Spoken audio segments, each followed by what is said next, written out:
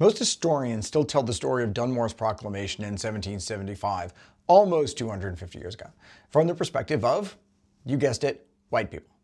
Even when they think they're not, they talk about how Dunmore promised freedom to enslaved people, and then quickly move on to how that made white patriots feel, how it scared white patriots, how it might have pushed white patriots towards their own independence, as if that's the only thing that mattered, that was the only game in town. So what they miss are the people who would actually push to independence. The thousands of enslaved people who seized Dunmore's proclamation. But they didn't just seize it, they rewrote it, they expanded it, and they forced him to agree with their terms. Hey folks, I'm Tad Sturmer. I'm an American scholar of resistance history at the University of Southern Denmark and Johns Hopkins, and the author of the forthcoming of Resistance History of the United States. Yes, John Murray, the 4th Earl of Dunmore, the last royal governor of Virginia, an irascible sod, in November 1775 promised freedom to enslaved black men belonging to rebels who would bear arms for him, against the Patriot. And he got them. But he didn't just get them. As I cover in my book, which is why I'm talking about it this morning, because I'm writing this chapter, he got thousands of other black people, men, women, children, the elderly, families, coming to him anyway. They weren't following Dunmore's terms. They were setting their own. And he accepted them because they made him. It wasn't about loyalty to the crown. It was about resisting the abusive authority that stole everything from them every single day. Hundreds joined Dunmore's ridiculously named Ethiopian regiment. He even designed uniforms for them. More people, by the way, than served in the later, much more famous 1st Rhode Island of the Continental Army. But that was just the visible part. At least 2,000 enslaved people made it to Dunmore. When he evacuated Norfolk and then again from Gunn's Island, hundreds fled with him. Many died of fever, but they died free. And many survived, and they didn't go back. They survived free. Their war for independence started at the Battle of Great Bridge in December 1775. That was their Lexington and Concord. Let's celebrate that. And the Patriots knew it. Just days after Dunmore's proclamation, the Virginia Gazettes, there were 3 different Virginia Gazettes in Williamsburg all at the same time. I know. Can't come up with a new name, with talking points to publish in them to help slavers keep control, not just of their people, but also control of the narrative. And how do they start? The longest one and one of the more powerful ones starts, "Our present dispute with the British ministry has no kind of relation to them."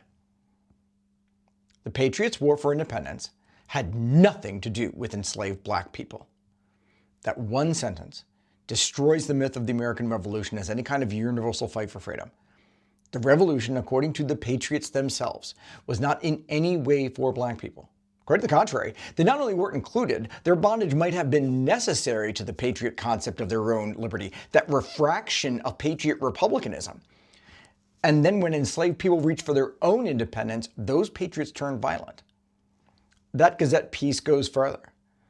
What a risk they run of being hanged if taken, and of having their wives and children cut off by our riflemen from the backcountry, and who will pour out their vengeance upon them whenever it is desired. Not vague. Public threat. If enslaved people tried to escape, they would be hunted, their families would be targeted. And then it invokes scripture, very Christian-minded of them, "Servants, obey your masters," to justify the threats. You want to see tyranny? I can tell you, that's what it sounds like. And a week later, another peace warned, not 2 weeks after Dunmore's proclamation was issued.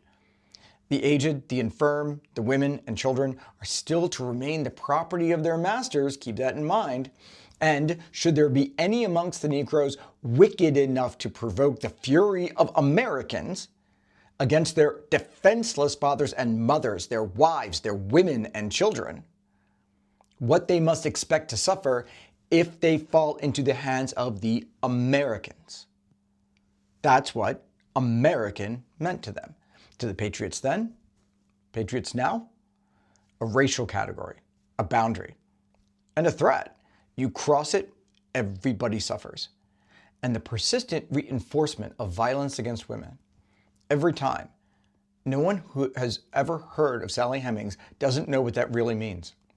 That's the fury of the Americans that black people fighting for their freedom would unleash. Jefferson absorbed that panic into policy. In his rough draft of the Declaration of Independence, he blamed the king, for exciting those very people to rise in arms among us and to purchase that liberty of which he has deprived them, murdering the people upon which he imposed them. It's the same lie. Same exact lie, in fact. There's a lot of consistency between Jefferson's original rough draft of his declaration and some of the language in these pieces. The king is to blame for slavery, and enslaved people are now turning violent. He carried that fear of black people into his notes on the state of Virginia, which he wrote just a couple of years later. James Madison infused it into the 3/5 clause of the Constitution, and then into the 1790 whites-only please U.S. citizenship law. And it formed the foundation eventually of the Dred Scott decision. The Supreme Court ruled Roger Taney that the founders of the United States would never accept that the rights they established would ever extend to black people. It's not what they meant. That's not a contradiction. It's not something quirky about our American Revolution. It's not an original sin for which we must forever grapple. It was the point. Benjamin Franklin had already said it in 1751. America should be for the lovely white and red. Don't sully it with the tawny or black. It's not an offhand remark. That was his design for what America should look like. So when someone like Gordon Wood, or someone who's just watched Good Will Hunting too many times, tries to tell you that the revolution carried with it the seeds of abolition, that the Patriot Republicans held the moral tools to end slavery, you can point to the mountain of evidence where patriots said exactly the opposite in real time, in public, not in private, just to each other, to be dug out generations later by an enterprising historian who wants to make a completely other point about it. They weren't struggling with a contradiction. There is no evidence they ever did. They deployed threats. They deployed violence. There's no contradiction there, and they never felt bad about it. The people who heard Dunmore's proclamations weren't struggling with any contradiction, and they're the ones we need to know more about. They weren't tools. They weren't duped. Somerset had unlocked the door for them in 1772. Dunmore just opened it, and then Phillipsburg blew it into an open gate. Enslaved people were done waiting. They acted on their own terms with their own concepts of liberty and freedom. They were resisting against abusive authority with every step that they took. They stole themselves from their enslavers, robbing them of any more gains through their exploitation. They fought, they died, they lived, and they forced the issue. So this isn't a story about how white people felt about what other white people did to black people. It's about black people who ignored the words of the Patriots and turned Dunmore's words into something real, something more than he ever intended.